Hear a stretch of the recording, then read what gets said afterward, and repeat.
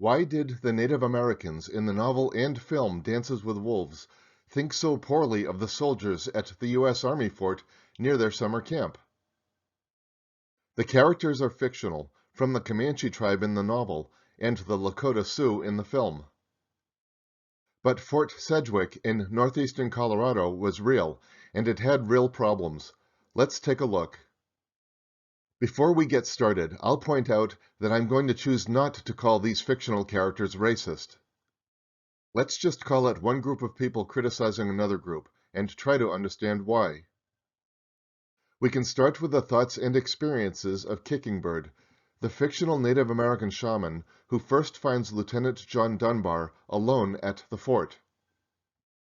His thoughts from the book are dramatized in a debate in the lodge of the tribe's chief. He had heard people of other tribes say the white people were as plentiful as birds, and this gave the shaman an uneasy feeling in the back of his mind. The white people seemed to be a sad race. It's true the whites are a poor race and hard to understand. Those poor soldiers at the fort, so rich in goods, so poor in everything else. Those soldiers could not even make it through one winter here. They shot their guns poorly. They rode their big, slow horses poorly. They don't ride well. They don't shoot well. Taking their horses had been laughable, like plucking berries from a bush. We took 100 horses from these people. Kickingbird could not imagine how these hairmouths could sustain themselves for even a year. I think they will all be dead soon. These opinions come from their observations of the fort and what little interaction they've had with the soldiers there. Let's review the fort's history and its problems, as described in the 1996 book Hellhole on the Platte, as quoted by the website for the South Platte River Trail. Camp Rankin was established in 1864 as a response to increasing troubles from Plains Indians. The post was soon renamed to Fort Sedgwick in honor of Major General John Sedwick, a Civil War hero. Fort Sedgwick's troops protected the telegraph line, stage stations, and kept the overland route open for commerce and travel. The post quickly grew from a couple of sod huts to a full-blown military installation. However, things didn't get much tamer around the nearby town of Julesburg. The U.S. militia, who were posted at Fort Sedgwick, mixed with the area's social brew as both peacekeepers and instigators. Military records, diaries, and letters of those who survived life at the post reveal a saga of fraud and corruption, bravery and daring-do, triumph and tragedy. Where conditions were considered unlivable, pleasures were few, and the nearest bath was the South Platte River. The 1993 book Cowboys, Indians, and Gunfighters gives an introduction to and glimpse of life in these U.S. Army forts. Cavalry units were based at 100 forts scattered from Canada to Mexico. Most Plains forts were not like those in the East, surrounded by walls of logs set in the ground and pointed at the top. They were of open construction, with rows of buildings arranged around a parade ground.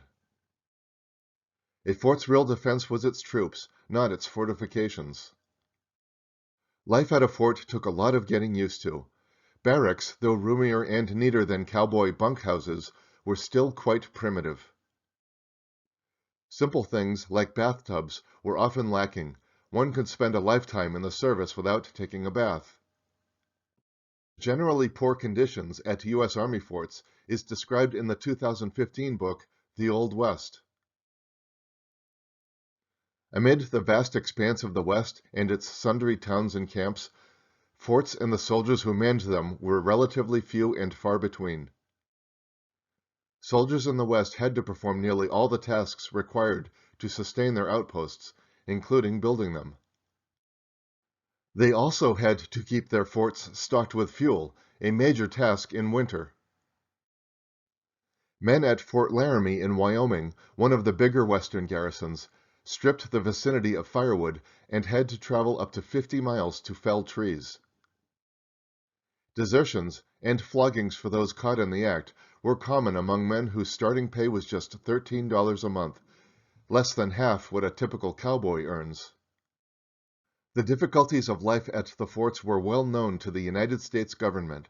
According to Wikipedia, Sedgwick was included in Brevet General James F. Russling's inspection of September 1866.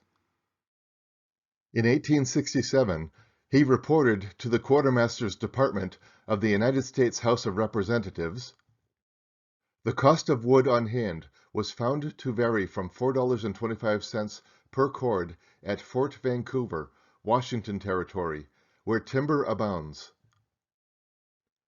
to $75 to $100 per cord at Fort Sedgwick, Colorado Territory, where there is not a tree for 50 miles. General Russling wrote about the situation in his 1874 book, Across America, the Great West and Pacific Coast. In both wood and lumber, we found the Platte Valley sadly lacking, and the whole Plains country. Generally, our posts were depending for both fuel and lumber, mainly on the Platte and its side canyons. At Fort Sedgwick, near Julesburg, they had been hauling wood nearly 100 miles, at a cost to the government of over $100 per cord, there being none nearer or cheaper. At Julesburg, we were told there was not a tree even for 50 miles. Formerly there had been a scrubby cottonwood on the south bank of the Platte River.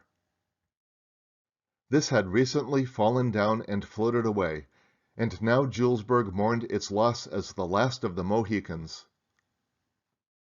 As for conflict between soldiers and Native Americans, Fort Sedgwick and the town of Julesburg were both attacked 2 times in early 1865.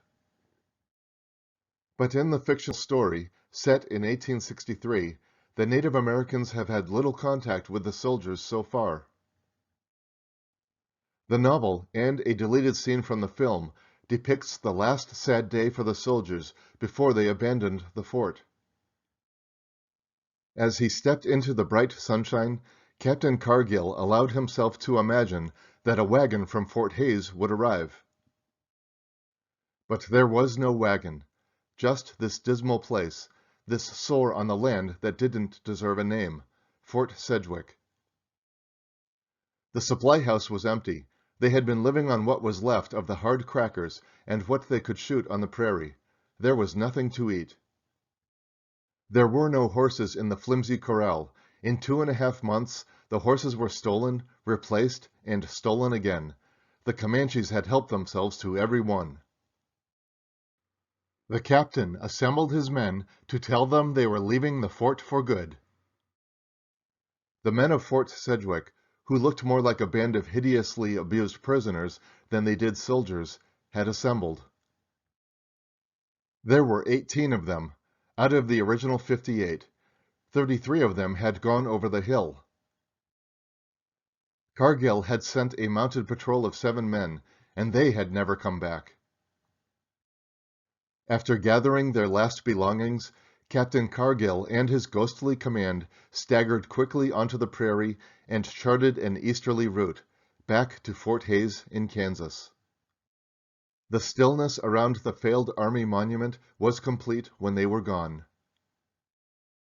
And so Fort Sedgwick was abandoned by its last dismal troops, who suffered from poor discipline, poor morale, and poor living conditions, leaving it to be found by the fictional Lieutenant John Dunbar. And that is why the Native Americans, who in the story have had little contact with white soldiers, think so poorly of them.